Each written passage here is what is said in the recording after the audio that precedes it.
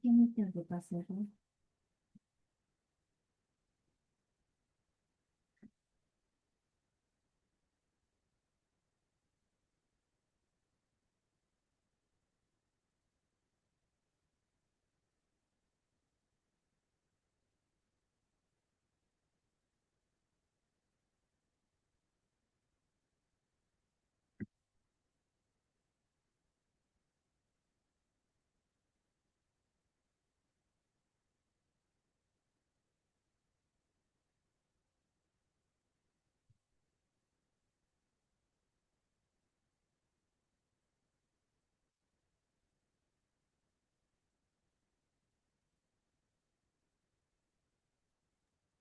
Podemos dar inicio, magíster, por favor. Ok, ¿cómo están? Muy buenas noches. Vamos a desarrollar el curso que nos corresponde el día de hoy. El tema es elaboración de expedientes técnicos de proyectos productivos y sociales. Y como nosotros sabemos, dentro de los procesos de inversión público-privada, para que ésta se pueda generar, se requiere un documento técnico de gran calidad, eh, de contenido sumamente detallado y explicativo, que es el expediente técnico. Este documento va a permitir que se pueda implementar o ejecutar cualquier tipo de propuesta de intervención, entendiéndose esta como un proyecto, pero tiene ciertas características, ciertas particularidades, que es lo que vamos a ver el día de hoy. Lo primero que nosotros debemos de tener en cuenta es que el expediente técnico es uno de los documentos que se generan en el desarrollo de un proyecto. Y el proyecto viene a ser un conjunto de acciones que está orientada a generar una solución a un problema que se ha identificado. Esto lo vamos a entender en el sentido que nuestro expediente técnico debe de poder resolver un problema que se ha identificado previamente.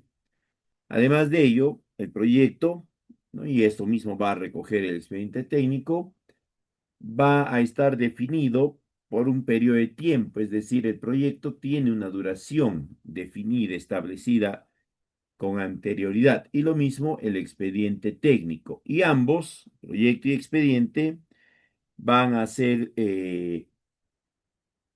ubicables en el espacio, es decir, va a definirse claramente las localidades o localidad donde se va a desarrollar el proyecto.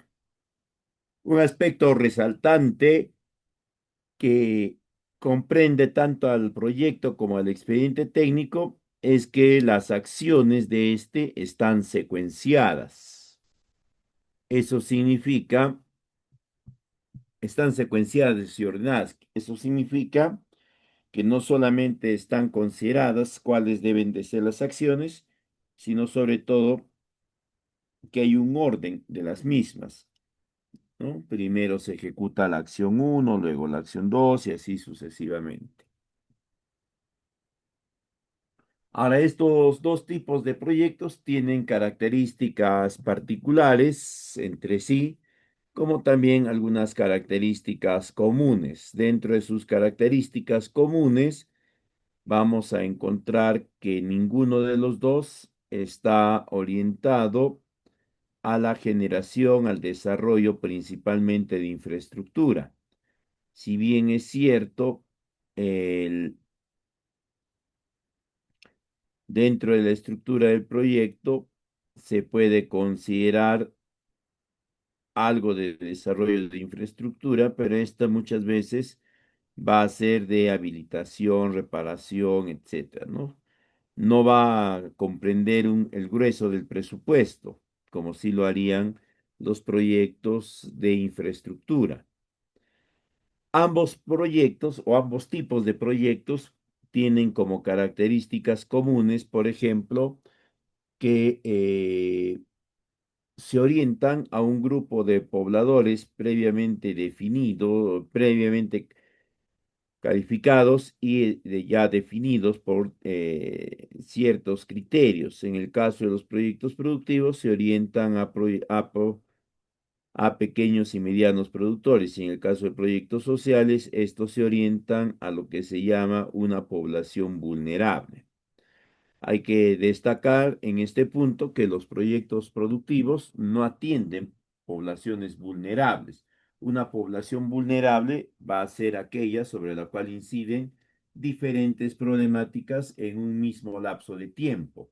Esa incidencia de diferentes problemáticas hace muy difícil que la situación se pueda resolver de una forma relativamente sencilla. Ya de forma específica, los proyectos productivos se orientan principalmente al desarrollo de servicios de apoyo para la competitividad. Estamos hablando de asistencia técnica y de capacitación. En cambio, los proyectos sociales eventualmente pueden contemplar servicios de desarrollo de capacidades, pero sus servicios principales están orientados a la transferencia, entrega, asignación de recursos o de subsidios a los beneficiarios. Otra diferencia entre ambos está el tipo de beneficio principal que se genera por el proyecto. En el caso de los proyectos productivos, el beneficio principal va a ser el beneficio económico. Se va a entender que como resultado de las actividades de los procesos de capacitación, asistencia técnica, los beneficiarios van a pasar de producir 15 unidades por unidad productiva a 20 unidades, por ejemplo, ¿no? Y estas 5 adicionales van a ser colocables en el mercado y va a generar mayor ingreso. En cambio, el proyecto social se orienta a la generación de beneficios sociales, que se va a entender como aportes para la inclusión o, en todo caso, para reducir los márgenes de exclusión. Y el proyecto productivo va a incidir sobre una mayor dinámica económico-territorial, en tanto que el proyecto social incide sobre la reducción o alivio de la pobreza, extrema pobreza o situación de vulnerabilidad, pero no lo va a resolver. No va a resolver la situación de vulnerabilidad o de pobreza extrema porque esta está vinculada a muchas otras situaciones, otras problemáticas, no solamente la problemática productiva, por ejemplo. Ya dentro de nuestro esquema de inversión pública, que es un esquema dentro del cual también se pueden establecer este tipo de proyectos, ¿no? La elaboración del expediente técnico va a estar o se va a generar en la fase de ejecución, la tercera fase de nuestro ciclo de inversión. Esta fase va a estar a cargo de un órgano especializado, denominado en términos generales como unidad ejecutora de inversiones, quien va a ser la única responsable de la elaboración del expediente técnico.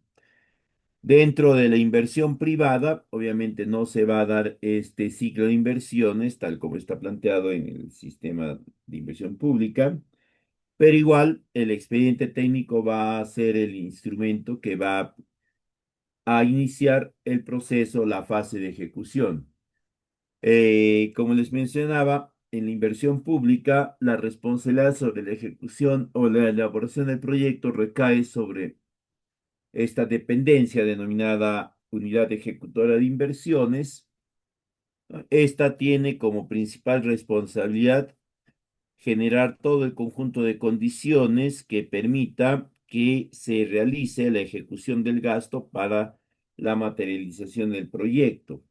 Es por eso que bajo su responsabilidad está la elaboración del expediente técnico, que es el documento a través del cual se va a poder generar todo el proceso del proyecto, y luego está la propia ejecución del proyecto, ¿no? Para que se ejecute el gasto. Hay que mencionar ya dentro de la ejecución de proyectos que la ejecución se centra principalmente en una ejecución financiera, es decir, la realización de gastos, pero estos gastos se van a realizar en función al expediente técnico. Por eso es que es relevante que se pueda elaborar el expediente técnico. Algunas condiciones que se tienen que tener en cuenta para que se pueda elaborar apropiadamente un expediente técnico. Primero, si estamos hablando de un esquema de inversión pública, es necesario que, perdón, que el proyecto y sobre todo la elaboración del expediente técnico y la ejecución estén consideradas dentro de un documento mayor denominado eh, programación multianual de inversiones. Segundo, ¿no? Que igual en el marco de la inversión pública, que el documento que autoriza o que admite como viable el proyecto no tenga una antigüedad mayor a 3 años. Esto mismo se va a poder aplicar, ¿no? A inversión privada, pero ya no va a referirse a la habilidad del proyecto de inversión pública, sino a la viabilidad del estudio de preinversión, ¿no? Ahora, ¿por qué se plantea una antigüedad mayor de 3 años, o menor de 3 años, perdón? Porque se entiende que los cálculos que se han establecido, sobre todo el presupuesto, han sido considerados teniendo en cuenta que dentro de un periodo máximo de 3 años se tendría que ejecutar el proyecto y culminar. Luego, ¿no? Ya vienen a los aspectos relacionados a la pertinencia y al cumplimiento de una serie de parámetros dentro de los esquemas de inversión. Tienen que estar presentes todos los documentos que dan validez a la fase de ejecución, es decir, que permiten la elaboración del expediente técnico. Uno de ellos va a ser el estudio de preinversión.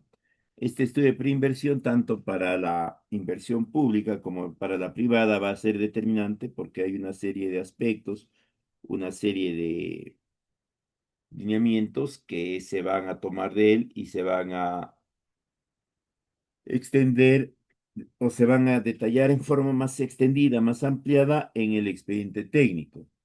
Algunas pautas que siempre se recomienda que deban de ser consideradas al momento de elaborar expedientes técnicos de forma indistinta en el marco de la inversión privada, en el marco de la inversión pública.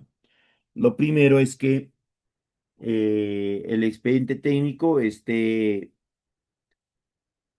adaptado a las situaciones particulares del proyecto de la zona de intervención. Si bien es cierto, podríamos nosotros inicialmente y con razón, ¿no? Plantear que los expedientes técnicos van a ser bastante parecidos, pero dadas las características de la localidad, de la población beneficiaria, va a tener particularidades que deben de ser atendidas, porque hay que recordar que este tipo de proyectos van a poderse implementar únicamente si se garantiza la participación de los beneficiarios, ¿no?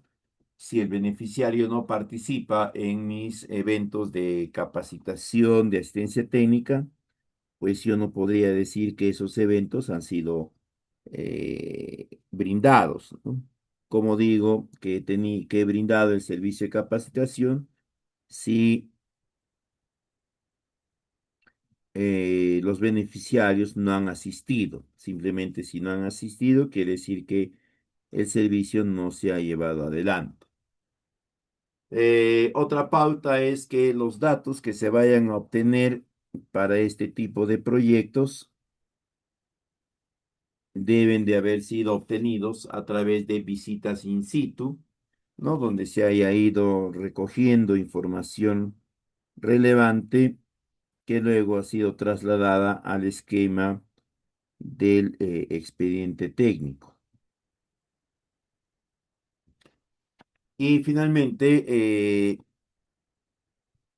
otra pauta importante es que se debe de verificar que los estudios que comprende el expediente técnico estén completos, sobre todo que alcancen la información relevante que se entiende deberían de contener y que vamos a comentar en breve. Y por último, si hablamos ya de la inversión pública, ¿no? Que el expediente técnico debe de contener al menos los aspectos básicos que la entidad sectorial o rectora, Invierte P, ha comunicado. Por ejemplo, ¿no?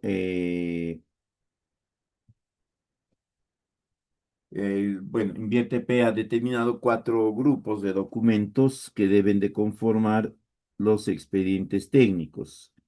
Y al momento nosotros de elaborar el documento ya dentro de la inversión pública, necesariamente deberíamos de poder revisar este aspecto y alinear nuestra propuesta en ese contenido recomendado. Un aspecto importante que se debe de tener en cuenta siempre al momento de elaborar expedientes técnicos es la preservación de la concepción técnica del proyecto. La concepción técnica de un proyecto viene a ser el objetivo y las metas que se han planteado del mismo, ¿no? Entonces, ¿esto a qué se refiere? Se refiere a que el objetivo y las metas que se han planteado en el estudio de preinversión deberían de ser las mismas que se plantean en el expediente técnico. O visto de otra manera, los objetivos y las metas que se plantea en el expediente técnico tendrían que ser las mismas que se han planteado en el estudio de preinversión, tanto para la inversión pública como la inversión privada. Esto es indistinto. ¿Por qué? Porque va a garantizar que el presupuesto, sobre todo que se había planteado, que se había considerado en el estudio de preinversión, esté alineado con el mismo presupuesto que se desprende del expediente técnico. Si en el estudio de preinversión, por ejemplo, se ha determinado un presupuesto para el proyecto de medio millón, en el expediente debería de ser un valor muy cercano a este, ¿no? Y eso debido a que se sigue manteniendo el objetivo y las metas. Pero si el objetivo y las metas cambian, lo más lógico es que el presupuesto también vaya a cambiar.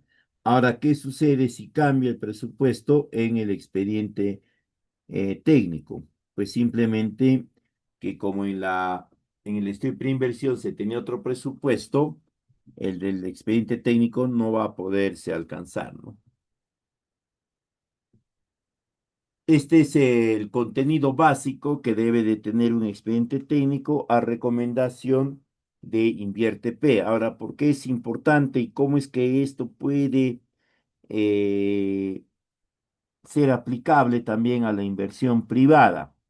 Cuando se lleve adelante la inversión privada vinculada a un proyecto productivo, a un proyecto social, necesariamente se tiene que solicitar la opinión técnica favorable de la entidad sectorial o de la entidad rectora, dependiendo, ¿no? de las características del proyecto, de la población y demás.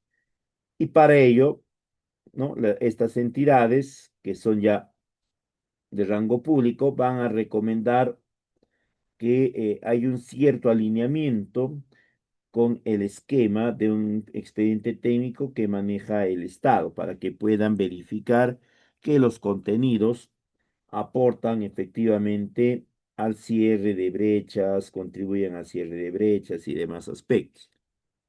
Entonces siempre va a ser importante, ¿no? Tener en cuenta este esquema de contenidos que debe tener un expediente técnico según recomendación de la entidad de inversión pública. Esta entidad ha determinado que el expediente técnico debe estar formado por un conjunto de 4 grupos de documentos, ¿no? El primero que son los estudios, el segundo que son los generales, el tercero que es ingeniería de detalle y el cuarto presupuestos y cronograma. Ahora, este orden, en cierta medida, tiene una secuencia lógica de los estudios. ¿no? Que algunos son básicos, obligatorios y otros son específicos, se va a desprender información que va a permitir dimensionar apropiadamente las partidas del expediente técnico.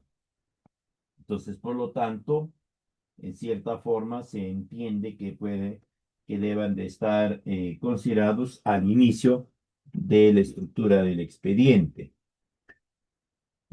Como resultado del análisis, síntesis e integración de estos estudios, se va a tener, ¿no?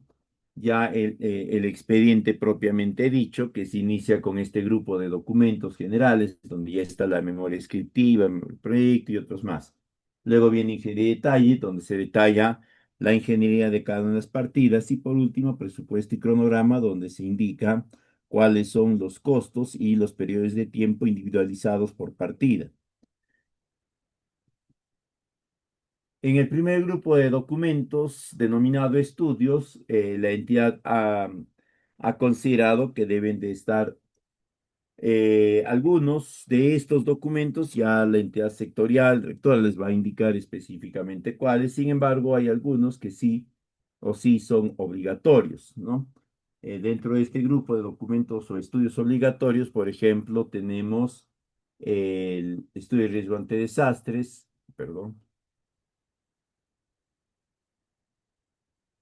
Este de acá es obligatorio, sí o sí debe estar en cualquier tipo de expediente público o privado. La certificación de restos arqueológicos, el CIRA, o el plan de monitoreo arqueológico, que es un documento que vamos a comentar en breve. La gestión de riesgos en ejecución de obra de proyecto y el estudio de impacto ambiental. Son los documentos obligatorios que se tiene que presentar cuando se plantea cualquier tipo de expediente técnico, no solamente ya en el ámbito público o privado. Además de eso, hay otro grupo de documentos, ¿no? Por ejemplo, están todas las actas sobre cesiones de terrenos, pases, autorizaciones, servidumbres y demás. Estos van a garantizar que no hayan oposiciones ni situaciones que entorpezcan un desarrollo lineal y continuo de la ejecución del proyecto, es decir, que no se puedan generar paralizaciones u otros similares. Dentro del grupo de estudios básicos también, pero ya orientados a proyectos productivos, vamos a encontrar el estudio de suelos, por ejemplo, y dependiendo de los casos será el estudio hidrológico. En el grupo de documentos generales vamos a encontrar en primera instancia, ¿no? El llenar el formato 8, esto es si nos enmarcamos dentro de la inversión pública, y si no, ya vamos a encontrar lo que se entiende como el expediente técnico propiamente dicho, que es el resumen ejecutivo, ¿no? Luego viene la memoria descriptiva, la memoria de cálculo, las especificaciones técnicas. Este es un documento que está vigente todavía el Plan de Seguridad y Salud en el Trabajo. Esto de COVID-19 ya no es aplicable, ¿no? Ya ha sido superado. El estudio de seguridad y salud en el trabajo sí es obligatorio, ¿ya? Para que se pueda generar o se pueda plantear de forma apropiada una estrategia que garantice que los beneficiarios o quienes se involucran con el proyecto no se vayan a ver afectados en cuanto a la salud o a su salud, ¿no? Eh, ya desde el año 2023 es mucho más obligatorio porque el Estado se ha percatado pues que no todos las propuestas de este tipo, ¿no? Consideran esta, este estudio.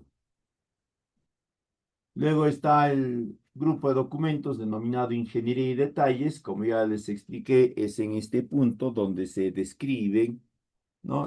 El detalle de la ingeniería de cada una de las partidas. Cada una de las partidas va a tener un esquema de implementación, ¿no? En caso de infraestructura se llama proceso constructivo, pero en términos genéricos se denomina ingeniería, ¿no? De la partida, es decir, en qué consiste, cuáles son los criterios técnicos que se tienen que tomar en cuenta y demás similares. Luego está también dentro de esto toda la representación esquemática de la propuesta. Si hay infraestructura, nos estamos refiriendo a planos, ¿no? Planos y similares. Y por último tenemos el grupo de presupuesto y cronograma. Una vez que nosotros ya hemos descrito y hemos establecido la ingeniería de cada proyecto, ¿no? Ya estamos listos o ya tenemos el listado, el contenido de recursos que debe de estar disponible para que se pueda ejecutar el proyecto. Y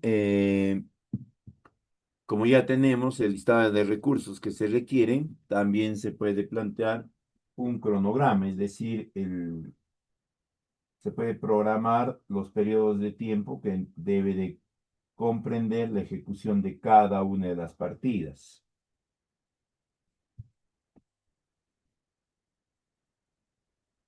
En este punto es necesario que recordemos qué entendemos nosotros como expediente técnico. Un expediente técnico, como ya acabamos de ver, va a ser siempre un conjunto de documentos que tiene características técnicas y financieras, ¿no? Y que nos va a dar alcance de forma muy detallada, paso a paso, de cómo se va a implementar un proyecto para poder alcanzar el objetivo y las metas del mismo. Adicionalmente a eso, si hablamos, y esa es la definición básica de un expediente técnico en términos genéricos, aplicable tanto para la inversión pública como para la inversión privada. Ahora, si nosotros nos referimos a un expediente técnico en el marco de la inversión pública, ahí va a tener ciertas características. La primera de ellas es que además de ser un documento de carácter técnico y económico, va a constituirse en un apéndice normativo, porque básicamente va a venir a ser parte de una ley, ¿no? La ley de presupuesto de la República.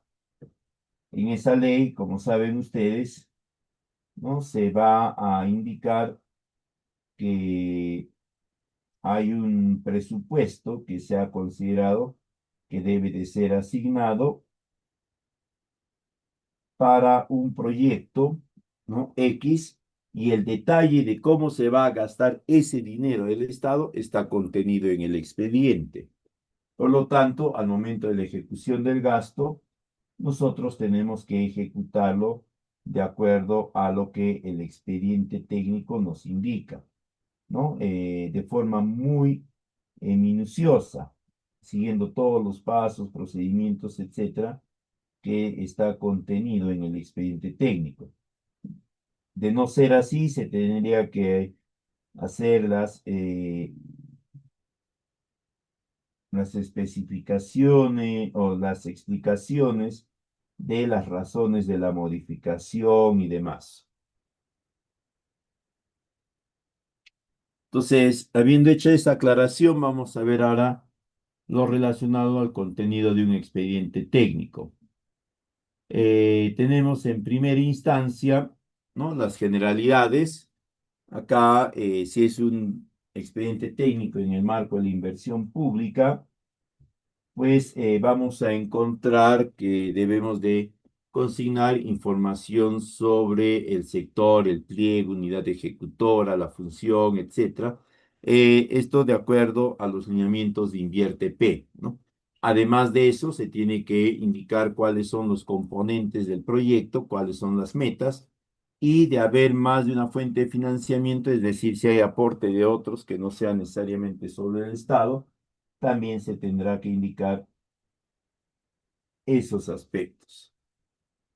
Eh, si es la inversión privada, obviamente todo lo relacionado a las funciones del Estado tendrán que obviarse, pero sí se consideran la información relacionada a los componentes del proyecto, sus metas, fuentes de financiamiento. En el siguiente punto, donde vamos a consignar nosotros eh, la información de los antecedentes. Ahí vamos a mencionar si han habido experiencias previas, similares, parecidas, que se han desarrollado en el área de intervención. Vamos a destacar el resultado que se ha obtenido de eh,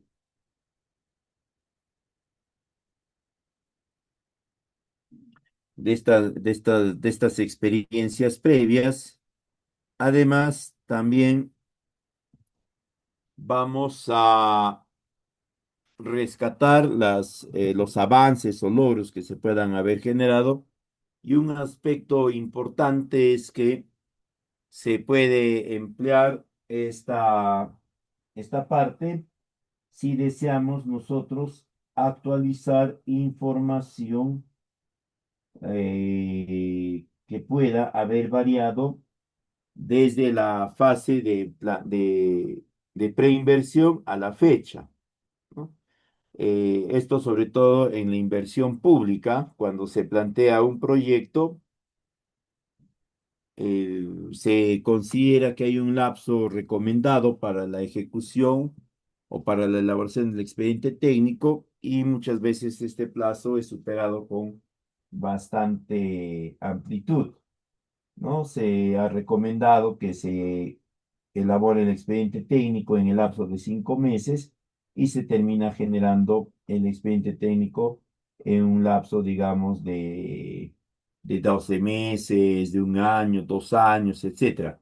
En ese lapso de tiempo se entiende que se pueden haber presentado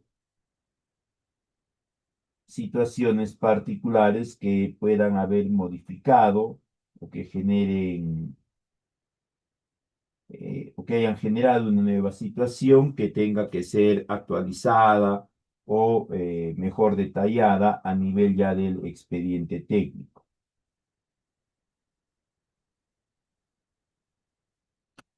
Luego tenemos la localización, ¿no? Acá vamos a indicar cuál es la zona de intervención y cuál es la zona de influencia del proyecto. Vamos a describir a la par estas localidades, ¿no?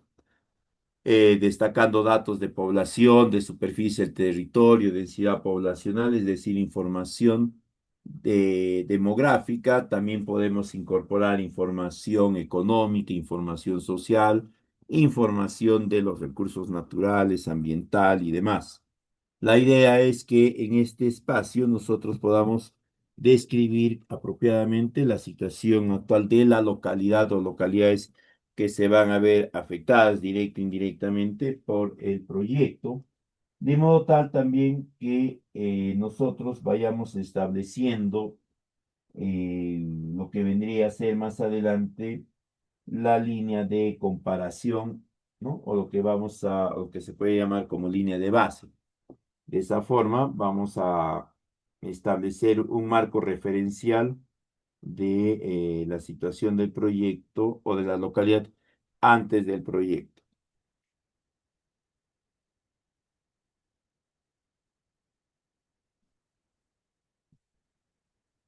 Ahora, eh, En este punto también es recomendable, ¿no? Ya saben ustedes, incorporar mapas o planos, ¿no? Indicando la ubicación y un esquema tabular o un cuadro en el cual se indiquen, ¿no? Las distancias y los medios de transporte con los cuales se puede acceder hasta esta localidad, incluyendo también, ¿no? Los periodos de tiempo que demora o que toma el desplazamiento hasta esas localidades.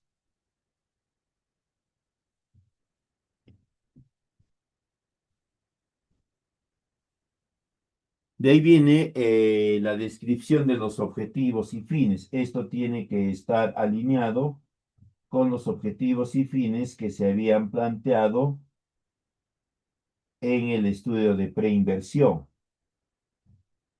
¿Ya? Deberían de ser necesariamente los mismos. Esto por el principio que ya hemos visto hace instantes, ¿no? Donde se debe de mantener la concepción técnica del proyecto, es decir, mantener los mismos objetivos, las mismas metas. Sin embargo, acá vamos a explicar algo más estos objetivos, descripción adicional, y eventualmente pueden plantear algunos indicadores y el periodo de tiempo en el cual se van a lograr. En este punto, sobre todo en los indicadores parciales, es importante prestar atención a plantear indicadores que sean alcanzables en el lapso de tiempo que se está planteando. No ser muy optimistas, ¿no? De plantear metas o objetivos parciales que estén por encima del periodo que se está planteando.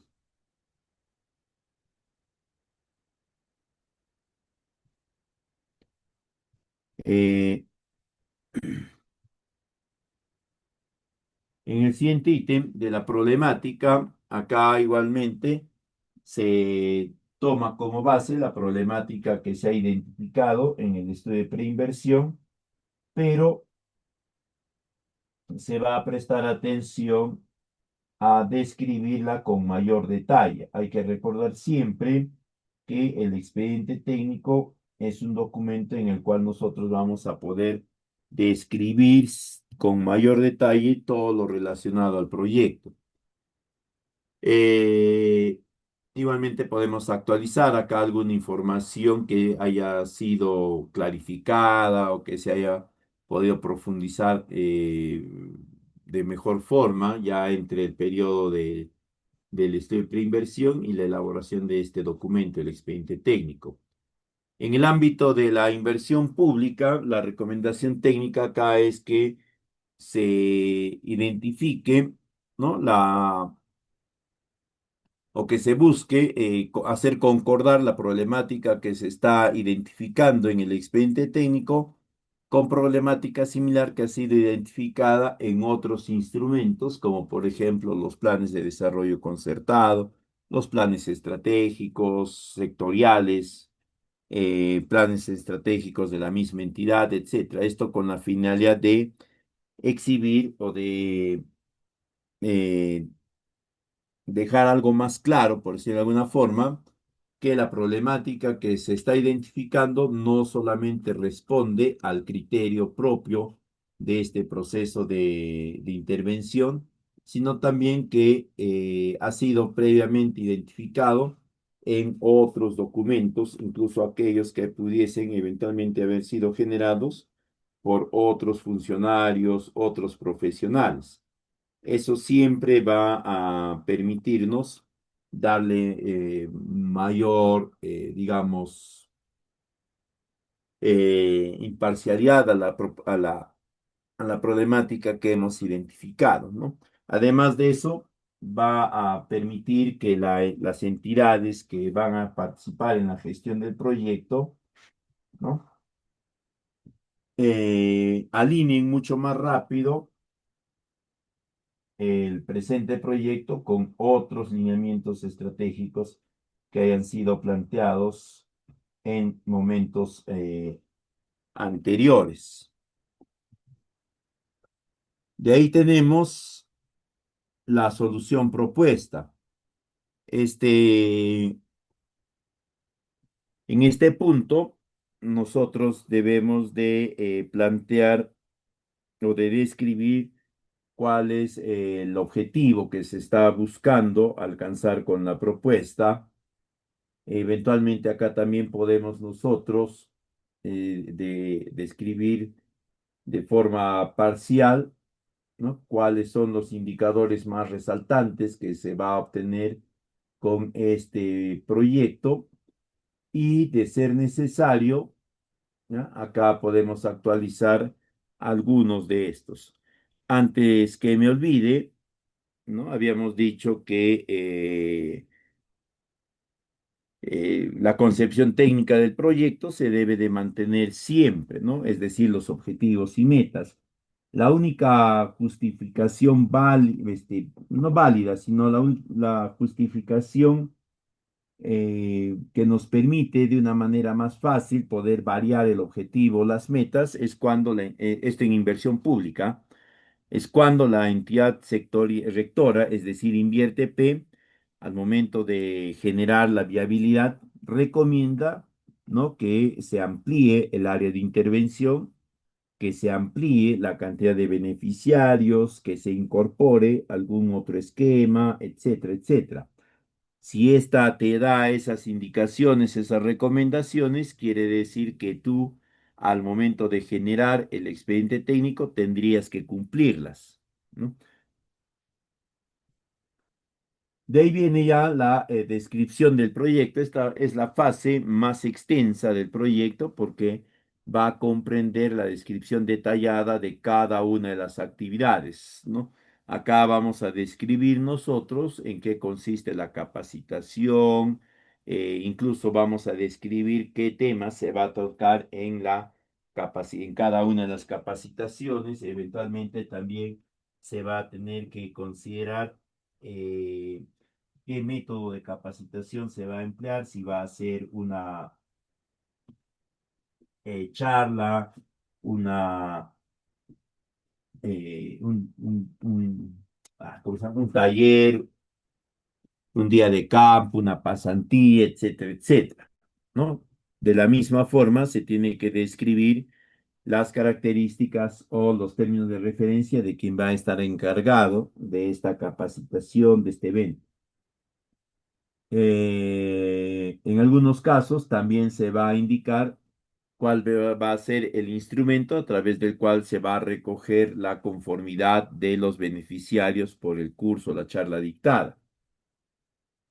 También se va a describir en qué consiste o cuáles son las características de la asistencia técnica, el procedimiento, el protocolo de la misma, el periodo de tiempo que va a durar, la cantidad de estas por etapa fenológica, momento de desarrollo, lo que fuese.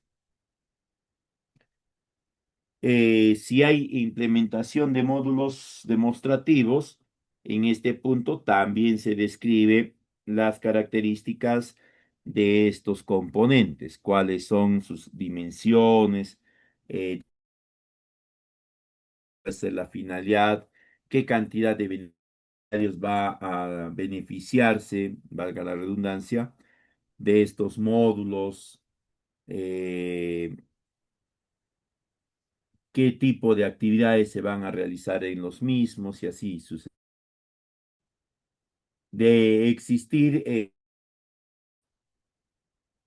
el desarrollo de algún tipo de infraestructura, ¿no? Modular principalmente, se tiene que indicar las características de las mismas, tiene que estar acompañada de los respectivos planos. Por ejemplo, hay proyectos productivos que consideran la innovación del proceso de desecado a través del uso de secadores modificados, solares modificados, etc. Y en ese caso se tiene que describir, se tiene que adjuntar el plano de ese desecador mejorado. Si hay pasantía, se tiene que indicar la localidad a la que se va a llevar la pasantía y un aspecto importante es que se debe de especificar cuáles son los criterios de selección de los pasantes, ¿no? Esto tiene que estar claramente establecido porque va a permitir claridad en cuanto a la selección de quienes van a realizar la pasantía y esto debe estar comunicado desde el inicio del proyecto a los beneficiarios para que estos, ¿no? Tengan bien claro y no vayan a haber posteriormente algunas objeciones por parte de ellos.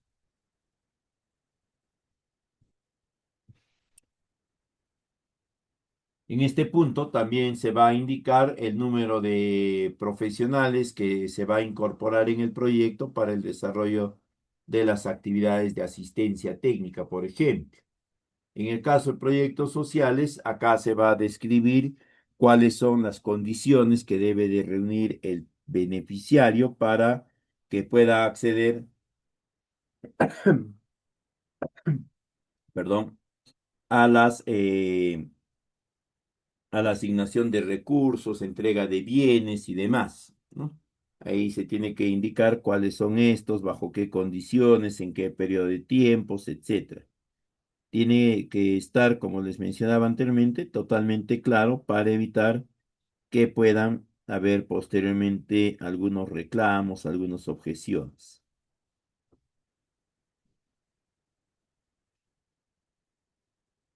Un aspecto que ustedes siempre deben de considerar al momento de generar este ítem es que los proyectos productivos se caracterizan porque muchas de sus actividades van a poderse generar solo con la participación de los beneficiarios. Sin la participación de estos beneficiarios, el proyecto productivo no va a poder generarse, ¿no? Como les mencionaba anteriormente, si yo, si el proyecto indica que se debe de dar una charla a los beneficiarios, la charla va a poder ser considerada como brindada únicamente si he logrado tener la participación, la convocatoria de un conjunto de beneficiarios. Si no han asistido los mismos por X razón, ¿no? Cualquiera que fuese la razón, simplemente no voy a poder decir que he dado la charla.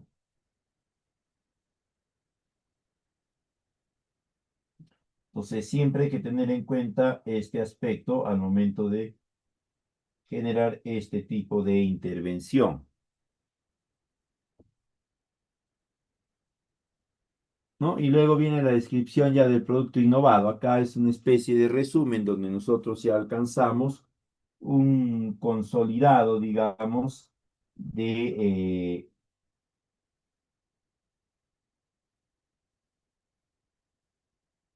perdón, de las actividades que se va a realizar en el marco del proyecto.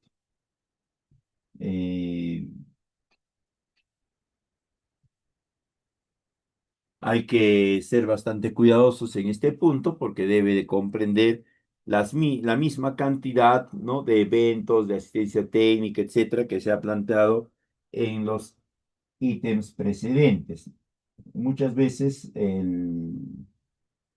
acá hay una variación, ¿no? Entre lo que está planteado en los ítems precedentes y aquello que se plantea en este ítem.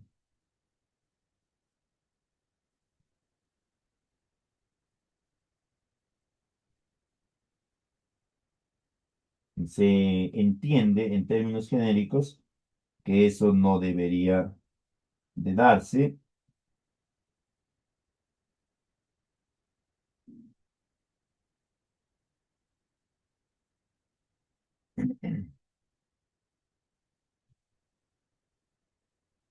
Luego viene ya el costo y la duración del proyecto. Acá nosotros lo que vamos a hacer es indicar cuál es el costo que se ha calculado del proyecto, es decir, el monto total del proyecto, así como también vamos a establecer cuál es el periodo de duración del mismo. Hay que recordar que el periodo de duración del mismo contempla todo el periodo de ejecución, ¿no? Entonces nosotros tenemos que tener claro cuánto va a durar, hay que darle los plazos apropiados. Recordemos que este tipo de proyectos que están muy vinculados a la participación de los beneficiarios, depende exactamente de ello, ¿no? Entonces, si nosotros consideramos acá plazos muy cortos, pues obviamente vamos a tener más adelante alguna dificultad, porque no se van a poder cumplir los mismos. Luego viene, ¿no?, los beneficios esperados. Como ya habíamos mencionado, dependiendo si es un proyecto productivo o un proyecto social, acá los beneficios van a poder variar. Si es un proyecto productivo, los beneficios son básicamente de tipo económico y estos se van a vincular al valor bruto de la producción, ¿no? Cuanto más de ingresos generan los beneficiarios por el servicio del proyecto. Si es un proyecto social, el beneficio básicamente es social. Estábamos hablando de reducción de la exclusión o de la pobreza. Entonces acá nosotros tendríamos que poder cuantificar en cuánto por ciento se va a reducir esa exclusión, en cuánto por ciento se va a reducir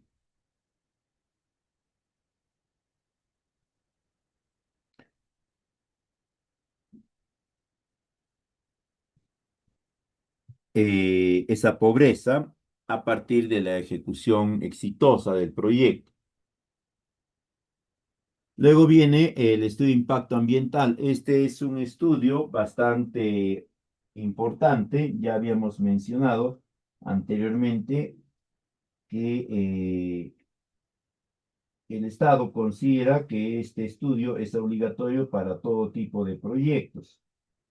En ese sentido, ¿no?, el Estado también ha recomendado la metodología que tendría que emplearse eventualmente como la mínima aceptable, y es la metodología de Leopold. Y después de eso, cualquier otra metodología que esté también autorizada. La metodología de Leopold no es demasiado compleja de implementar, básicamente comprende la, la revisión de la interacción de las diferentes partidas del proyecto con los diferentes componentes del medio ambiente, ¿no? O sea, suelo, agua, etcétera. Se va verificando si hay interacción en los mismos, y de darse esta interacción, se analiza si la interacción es favorable o desfavorable. Donde se encuentre que es desfavorable, pues se tiene que plantear algún tipo de medida de mitigación u otro similar. En ese sentido, es una metodología bastante fácil, bastante rápida de poder implementar. Sobre ella hay otras metodologías un poco más detalladas que buscan generar o poder evidenciar la interacción entre partidas, ¿no?, para ver si en la presencia del desarrollo cotemporal de alguna de estas partidas podría tener ya ahí, a ese nivel, algún tipo de efecto sobre el medio ambiente o sobre alguno de los componentes del medio ambiente. La idea es que como resultado de este estudio se puedan establecer todo el conjunto de medidas que reduzca o limite todos los potenciales impactos ambientales que el proyecto vaya a tener. Eh, Por lo general, cuando se habla de proyectos productivos y su impacto ambiental, se considera que estos son nulos o que son muy bajos. Sin embargo, existen los impactos ambientales también dentro de este tipo de proyectos, ¿no? Toda vez de que se va a generar un conjunto de capacidades a favor del beneficiario para poder obtener mayores márgenes de rendimiento, de competitividad. Esto eventualmente podría o va a motivar a los beneficiarios que amplíen sus áreas de producción. Esto significa que van a tener mayores probabilidades de tener impacto en el medio ambiente. Por lo tanto, la propuesta de gestión ambiental tiene que comprender esos potenciales escenarios. Luego viene el estudio de riesgo de sostenibilidad. Este es un estudio que se considera únicamente para la inversión pública. Es un estudio en el cual se va a establecer la estrategia que se va a implementar para que el proyecto pueda continuar brindando servicios a la población a lo largo de toda la fase de funcionamiento, ¿no? Es decir, a lo largo de un periodo de 10 años. Entonces acá se tiene que describir esa estrategia. La estrategia puede eventualmente comprender, entre otras acciones, ¿no? Alianzas estratégicas, convenios interinstitucionales. De ser así, se tiene que indicar cuáles son estos convenios, quiénes son los participantes y se tiene que disponer también los plazos o los lapsos de tiempo en los cuales estos convenios tendrían que ser generados o tendrían que ser logrados.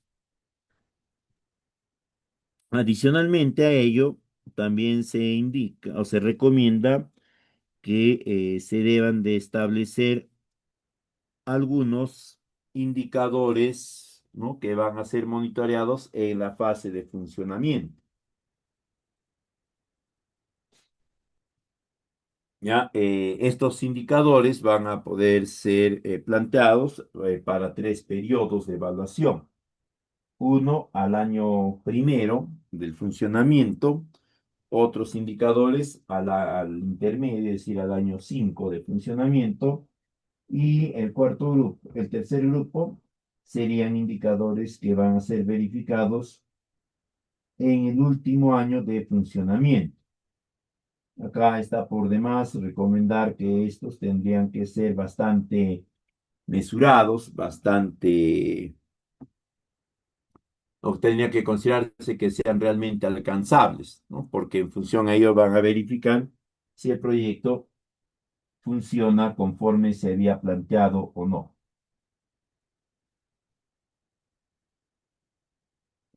De ahí tenemos el estudio de inexistencia de restos arqueológicos. Acá hay que hacer la siguiente aclaración.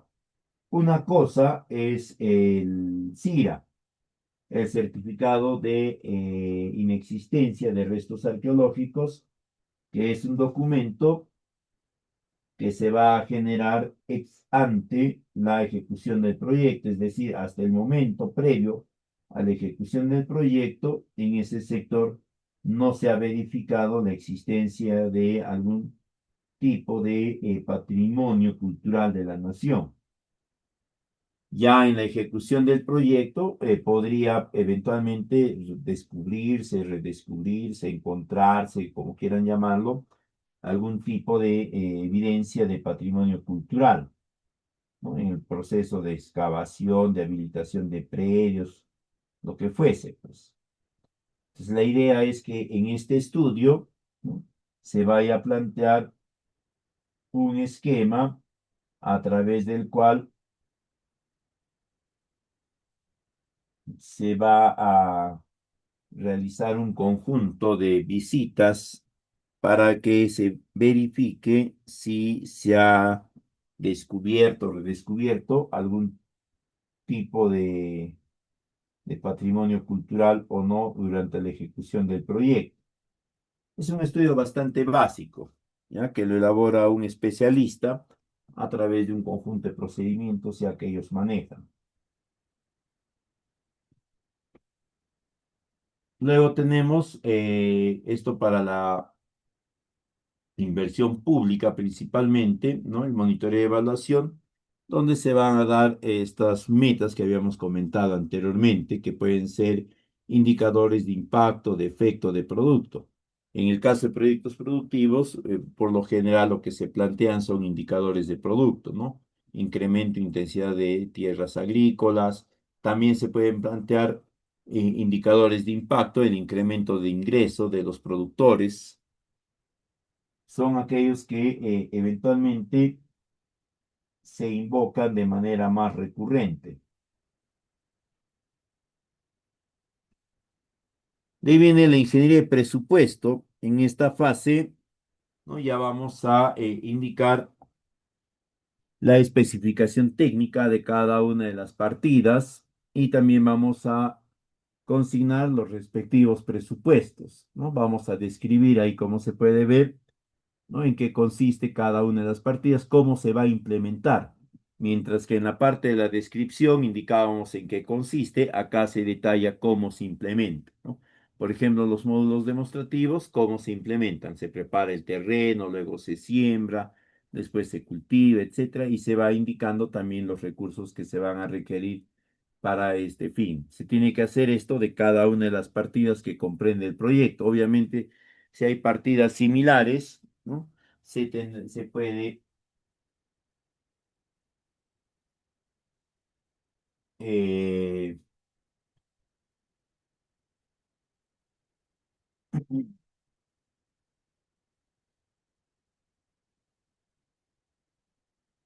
si hay partidas similares, obviamente se puede indicar nada más la referencia previa a la que se tiene que recurrir para verificar esta especificación técnica. De ahí vienen ya los metrados. Como sabemos, los metrados es la cuantificación unitaria de cada una de las partidas del proyecto. Y estas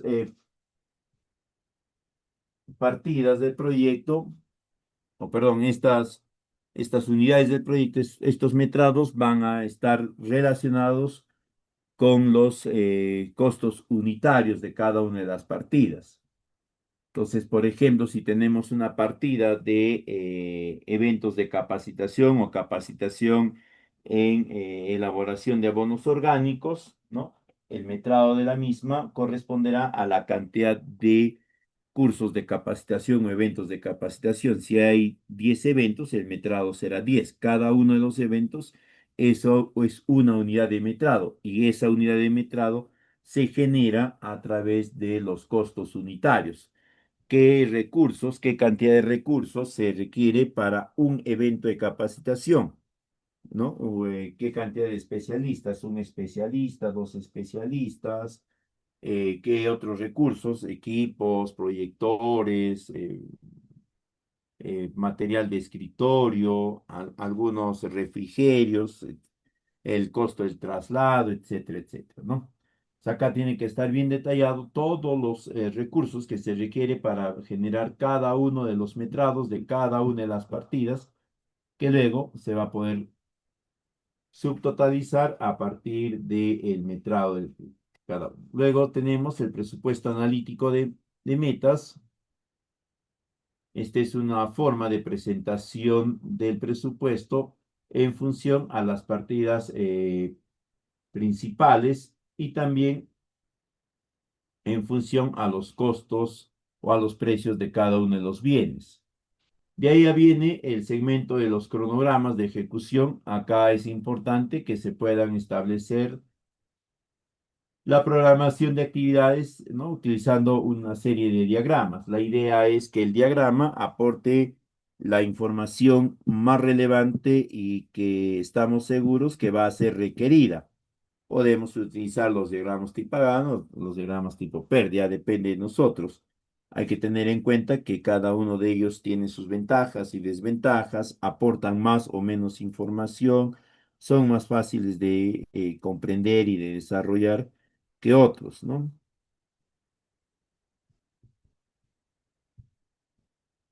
De ahí viene el cronograma de desembolsos. Eh, este cronograma tiene que estar vinculado al avance de metas físicas, ¿ya? Y una recomendación técnica general es que eh, se puedan ir subtotalizando en periodos trimestrales. Esto sobre todo es más relevante si hablamos de la inversión pública, ¿no? Porque la inversión pública nos va a solicitar información de gasto de presupuesto por periodos de trimestre, ¿no? Más o menos algo así, ¿no? Donde cada partida esté segmentada de su gasto en cada mes y luego hay unos subtotales trimestrales, ¿no? Pues de enero, febrero, marzo, abril, mayo, junio y así sucesivamente.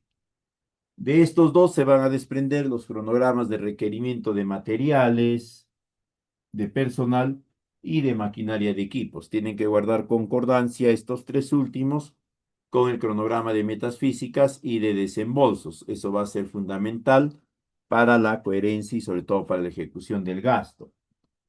Y por último vamos a tener los anexos. En esta parte, ¿no? Se va a incorporar siempre la información o los documentos que le den sustento, le den solidez a todo lo que se ha planteado. En este ítem de los anexos se van a incorporar, por ejemplo, ¿no? Las cotizaciones, ¿no? Las cotizaciones, dicho sea de paso, si hablamos de la inversión pública, tienen que estar emitidas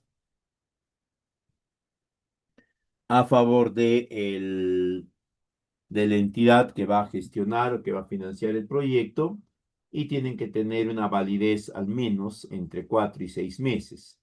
También en este ítem de anexo se deben de incorporar eh, un conjunto de documentos que garantice el cumplimiento de una serie de aspectos como son licencias, autorizaciones, refrendos, permisos y similares. También es necesario que se incorpore en este punto la lista de beneficiarios, ¿no? La ubicación de los predios, en el caso de proyectos productivos, la ubicación de predios de cada uno de los beneficiarios, considerando la extensión de los mismos. También se pueden incorporar acá los términos de referencia del personal técnico y profesional que va a ser involucrado en la fase de ejecución del proyecto, ¿no? Los términos de referencia de la supervisión del residente, la denominación que este tenga, de los técnicos de campo, de los especialistas en capacitación y demás. Si hay asistencia técnica, en este ítem de anexos se tiene que incorporar también el esquema de la ficha de visita de asistencia técnica, ¿no? Para que ésta ya esté definida y al momento de la ejecución sea validada y se inicie, ¿no? La ejecución propiamente dicha. Y luego, finalmente, no se olviden, si hay infraestructura, se tienen que acotar los planos respectivos. A mayor complejidad de infraestructura, también mayor cantidad de planos. Bien, sería todo de mi parte. Si hubiese alguna consulta, quedo atento para poderla absolver.